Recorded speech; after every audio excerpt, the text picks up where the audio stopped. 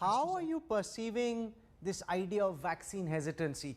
Do you think we've been able to alleviate people's concerns adequately? Because as people read international journals, they read what's happening in Europe, they wonder if it's the same vaccine that Adar is producing, which is being sold in Europe and is now being banned by some countries, and they've paused the rollout of the vaccine.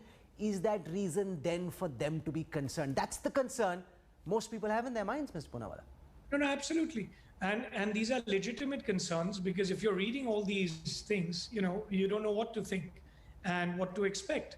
All I can say is that if you've seen all the countries, including Germany, that has banned AstraZeneca, Oxford, right, and other countries, have reinstated them. So these are not bans, they're temporary reviews of safety and efficacy, after which, and that's the right way of doing it, those regulators have continued things going, including the EMEA has not suspended or banned Oxford AstraZeneca. WHO has said it's safe and should be used. EMEA has said it, and the UK MHRA has said it. Now, they can't all be wrong, including the Health Ministry of India, who has analyzed and looked at, more than 100 million doses that Serum has delivered to India, right? And I think 7 crore doses, jabs have entered human beings in India. We've not seen anything serious that we should be worried about. But, it's a good thing that countries review what's happening for everybody's sake and safety. And then they, after investigating it, reinstate the emergency use license. The other question that's come to us very often is about people who are potentially prone to having autoimmune disorders.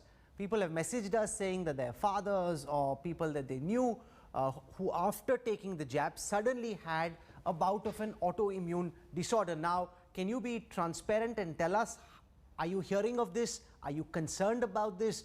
How do people who may be prone to autoimmune disorder deal with the idea whether they should get vaccinated or not?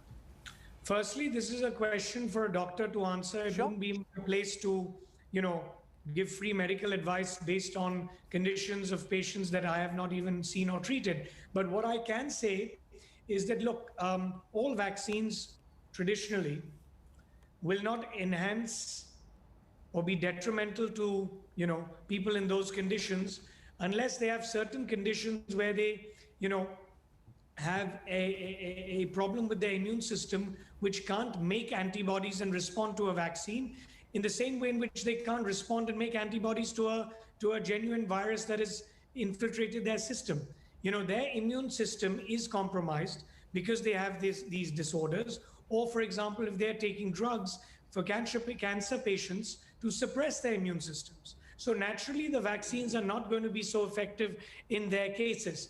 Now, does it enhance their disorders? Does it have safety issues?